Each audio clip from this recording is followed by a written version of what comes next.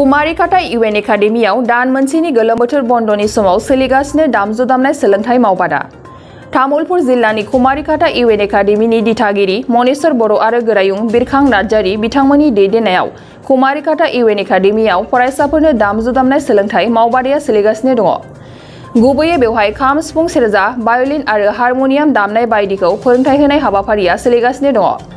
गोरायुं बिरखां नार्जारीया फोरमायनाय बायदिब्ला गोलाव सम गोलोम बोथोरनि बन्द'आव फरायसाफोरखौ गोदाव सोराव थाहोआलासेनो माबा मोनसे सोलोंनायाव मुखुब जानानै थाहोनो आरो रोंगौथिखौ फेहेरनो थांखिजों बेफोर आयदाखौ लानाय जादों होनना मिथिहोदों। बेकार थानायनिफ्राय उदां खालामनो थाखाय बायदि दामजु दामनाय सोलोंनाय हाबाफारि लाहोदों। बेयो स्कुलनिफ्राय ना सोरबा मानि नैबेयो जोंनि बे इउएन एकाडेमि कुमारिकाटानिफ्राय गिबि खेब पदकेप होननानै बुंनानै लानांगोन। गथ'फोरा नैबे मास मोनसेनि जि गरम बन्द जुलाइ मासनि बेवहाय गथ'फोरा जाहाथे साननाय हनायफ्रा बेलेगथिं डाइभार्ट जाया बिनि थाखाय जोङो फरायसालियावहाय थांनाय 7 खालारनिफ्राय फैगौ नैबे जुलाइनिनो 25 तारिख 25 जुलाइसिम जोङो मोनसे कालचारेल वर्कशप लादों। बियो जोंनि फरायसालि सामलाय आफाद आरो फोरोंगिरि हान्जानिफ्रायनो बेखौ लानाय जादों। फ्रि अफ कस्टआवनो जोंनि फरायसा फरायसुलिफोरखौनो आरो बायजोनिफ्रायबो साफा सानै बिदि इन्टारेस्टेड स्टुडेन्टसफोर फैदों। बिथांमोनखौहाय माने ओरैनो बेकार माने टाइमखौहाय हगारालासे सोलोंथाइजों लोगोसे जाहाथे कालचारनि नलेजफोरखौबो लानो हायो। बेफोरो जिउआव नांगौ जानाय मोनफा मोनफा गोनां आयदाफोर।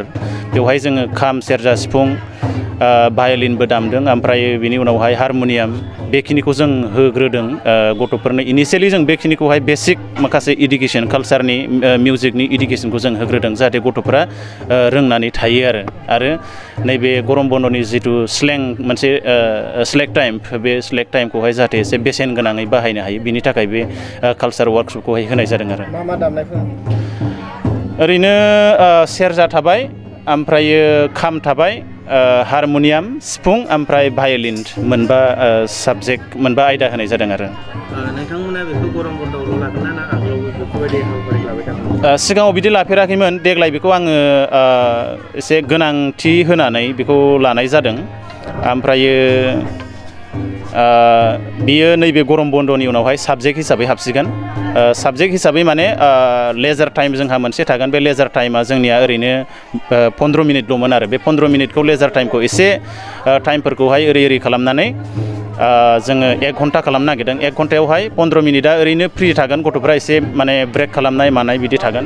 बेनि उनावहाय जेसेबांखिनि जोंहा 45 मिनिट्स बासिगोन बे 45 मिनिट्सआवहाय सोरबा स्टुडेन्टसफ्रा लाइब्रेरियाव बेस्थ' जागोन। लाइब्रेरि मोनसे थागोन जोंहा, लाइब्रेरियाव बेस्थ' जागोन। ओमफ्राय माखासे मिउजिकआव बेस्थ' थागोन। बेबायदि आरो बे क्लास माने साबजेक्ट हिसाबै हाबगोन, खिन्थु माने कम्पालसरिथार नङा। इन्टारेस्टेड स्टुडेन्टसफ्रा लागोन आरो माने बियो माने एग्जामावहाय माने मार्क सिस्टेम फैनाय नङा। बेबायदि जागोन आरो। धोरोम सिबिनाय आरो दामनाय देनायखौ सोलोंनाय हिसाबै लागोन आरो।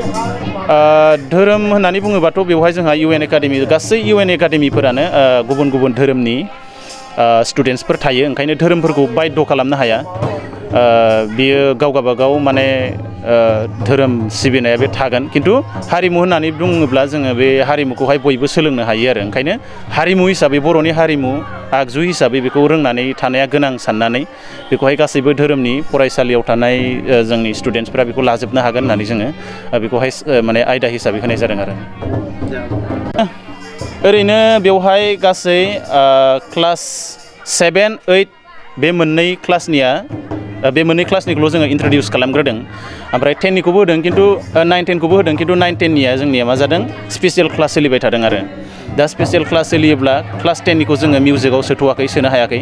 एसे उसुबिदा जादों, खारन बिथांमोनहा जोंहा 2023आव एग्जाम लिरगोन नालाय, ओंखायनो जों बिनि इन्टारेस्टखौ बिसोरनो होनो हायाखै। खिन्थु क्लास 9निखौहाय जोङो 3-4सो क्लास खालामनायनि उनावहाय सोनाय जादों। दा 3 क्लासनि स्टुडेन्टसफोर बेवहाय माने बाहागो लादों आरो।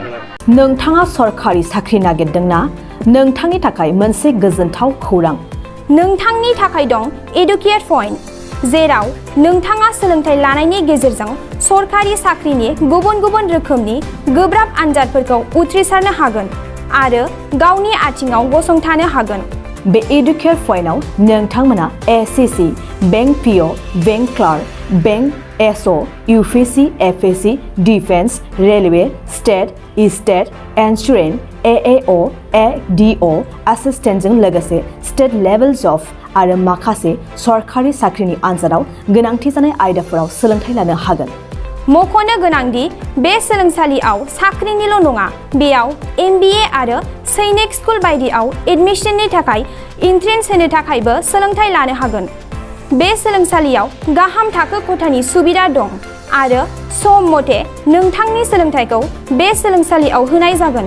बेखौबो मिथिनांगोन दि बे एडुकेयार पइन्टआव सोलोंथाइ लानानै बावैसो 2021-22 इं मायथाइनि SSC GD नि आनजादाव गासै 11 सा सोलोंसाफोरा उथ्रिसारनो हादों।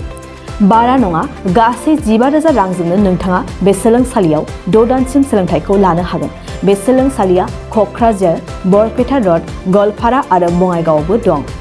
क'क्राझाराव सोलोंथाइ लानो गोसो गुदुं जानाय सुबुंफोरा 70020261333 9101536360 70020261333 9101536360